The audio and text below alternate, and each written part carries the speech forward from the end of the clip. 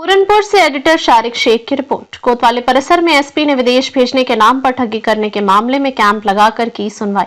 पूरनपुर तहसील क्षेत्र में विदेश भेजने के नाम पर लोगों से ठगी के मामलों में लगातार बढ़ोतरी हो रही है और सबसे ज्यादा मामले पूरनपुर क्षेत्र के हैं। इसी को देखते हुए पुलिस अधीक्षक अविनाश पांडे ने कोतवाली में सोमवार समय 12 बजे विशेष कैंप लगाया गया, जिसमें एसपी ने खुद जन सुनवाई की। इस दौरान कैंप में सैकड़ों लोग शामिल हुए और उन्होंने ठगी के आरोप लगाकर मामले में एसपी से शिकायत की है।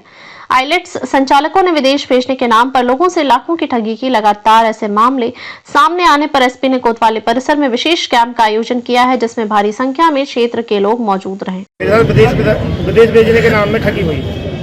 पूरी बात बताइए। अमरीक सिंह ने जो यहाँ अशोक कॉलोनी में रहता है, मेरे लड़के को विदेश भेजने के नाम में ठगी करी। ऑस्ट्रेलिया भेजना था, जिसमें 2 करोड़ की बात हुई थी। उनसे 1 करोड़ 80 लाख मेरे से ले लिया। इसमें 81 लाख रुपये नकद लिया है और 99 लाख रुपये उसको खाते में डाला। इन लोगों के खाते में पैसे डाले ना तो उनके नाम एफआईआर हुई है कोई, और इनके नाम एफआईआर हुई है। लड़का उसका विदेश से अभी आया था, ऑस्ट्रेलिया से, और दोबारा फिर विदेश भेज गया है। हमने यहाँ जानकारी भी दी थी, विदेश से लड़का आ गया है, लेकिन इनका कोई कार्रवाई नहीं करी। आप कहाँ से आए हैं? चंडीगढ़ से। आपको कैसे पता लगा यहाँ पे ये शिकायत हो रही है? हमें मैसेज आया था कि आप शिकायत देखें, 24 तारीख को यहाँ कैंप लगना है, उसमें आप शिकायत दो, आपकी कार्रवाई की। तो क्या कहना है पुलिस की कार्रवाई से? एसपी साहब से मिले हैं, उन्होंने बोला कल हमें वहाँ दफ्तर में पहली मिलना आके आपकी कार्रवाई हो। 5 महीने हो गए एफआईआर हुई को, अभी तक कोई कार्रवाई नहीं। आज कई सारी शिकायतें आ रही, क्या है पूरा मामला? देखिए, ये जो 23 दिसंबर को यहाँ पर 3 खालिस्तानी आतंकवादियों का एक इनकाउंटर हुआ था, उसकी जो विवेचना चल रही थी उसमें कुछ बहुत ही आश्चर्यजनक तथ्य प्रकाश में आए थे। एक एनआईए का वांटेड अपराधी जो 10 लाख का इनामी अपराधी है, वो कोविड के समय में यहाँ पर आकर रुका। इन्हीं लोगों ने उन्हें कुछ पैसों के लालच में, फर्जी वीज़ा पर बाहर भेजने के लालच में उन्हें अपने घर में रुकवाया उस व्यक्ति को, और ये संज्ञान में आया कि उस व्यक्ति द्वारा कई लोगों को फर्जी दस्तावेजों के आधार पर विदेश भेजा गया है। इसी क्रम में जो पूछताछ चल रही थी उसमें ये एक कड़ी जुड़कर सामने आई कि कस्बा पूरनपुर, कस्बा मझौला, कस्बा अमरिया, पीलीभीत और आसपास के जनपद के जो कुछ कस्बे हैं, वहाँ पर कई सारे वीज़ा सेंटर्स जिन्होंने अपने आप को आईलेट सेंटर के नाम पे चलाते हैं, international English language testing system, और ये मार्कशीट की धोखाधड़ी, फर्जी मार्कशीट लगाते हैं उसमें ये जो एक शो मनी का कॉन्सेप्ट होता है कि जो गारंटी मनी दिखानी होती है वो भी दूसरों के खातों का यूज़ करके लगाते हैं। तो एक बहुत बड़ा रैकेट।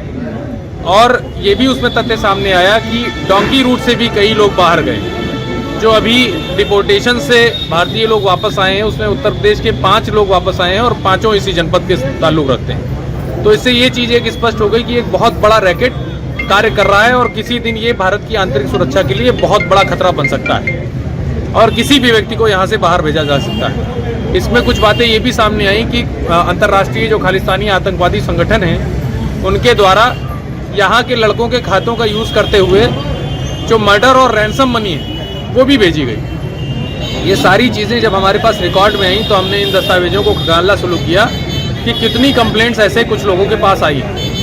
इसी क्रम में 20 के लगभग मुकदमे लिखे जा चुके हैं। 12 लोगों को एक फर्जी मार्कशीट के गैंग का भंडाफोड़ किया गया है, फर्जी वीज़ा के गैंग का भंडाफोड़ किया गया है।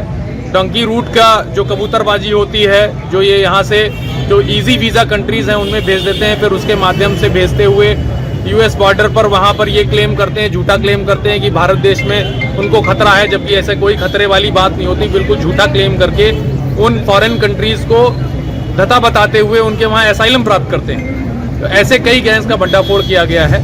ऐसी शिकायतें लगातार प्राप्त हो रही थी। इसी क्रम में आज दिनांक 24 तारीख को ये एक कैंप थाना पूरनपुर में लगाया गया है और इसमें लगभग जो हम लोग की अनुमान है कि 500 के लगभग लोग न केवल जनपद पीलीभीत से बल्कि आसपास के जनपदों से भी आए हैं। उनमें जो भी लीगल एडवाइस है उनको हम लोग दे रहे हैं। यदि कोई ऐसा व्यक्ति है जिसके साथ डॉक्यूमेंट्स के आधार पर धोखाधड़ी हुई है और वो सिर्फ सिंपल कहीं से ऐसी तहरीर लिखा ले रहे हैं जिसमें नॉन अरेस्टिंग सेक्शंस लग रहे हैं, उनको लीगल एडवाइस भी दी जा रही है।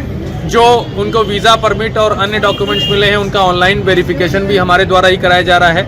एक वन स्टॉप सोल्यूशन के तहत हमारे जो राजस्व के अधिकारी हैं, एसडीएम साहब, तहसीलदार साहब, जो सब रजिस्ट्रार हैं, उनको भी बुलाया गया है कि ऐसे जो धोखाधड़ी करने वाले लोग हैं उनकी प्रॉपर्टी के डॉक्यूमेंट्स भी हम लोग पता करा रहे हैं। और इसमें आज जो हमारी उम्मीद है कि 100 से अधिक FIR और 100 से अधिक एप्लीकेशन की जांच हम लोगों को प्राप्त होगी। जितनी भी एप्लीकेशंस की जांच प्राप्त होगी आज शाम तक भी ये कैंप लगेगा और अगर आवश्यकता पड़ेगी तो इस कैंप को एक्सटेंड कराया जाएगा। मैं आप लोगों के माध्यम से ये अपील करना चाहता हूँ कि कृपया छोटे छोटे लालच में पड़कर किसी को भी किसी फर्जी एजेंट के माध्यम से बाहर न भेजें।